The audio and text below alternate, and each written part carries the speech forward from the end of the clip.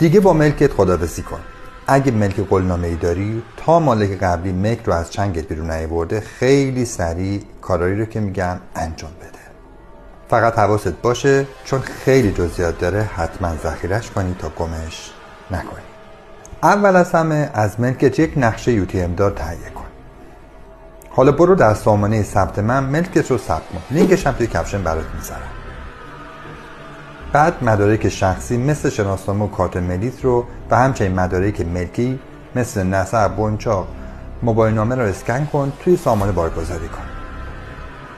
حالا مدارکی رو که بارگذاری کردی برابر اصل کن و واسه اداره ثبت از طریق اداره پست ارسال کن.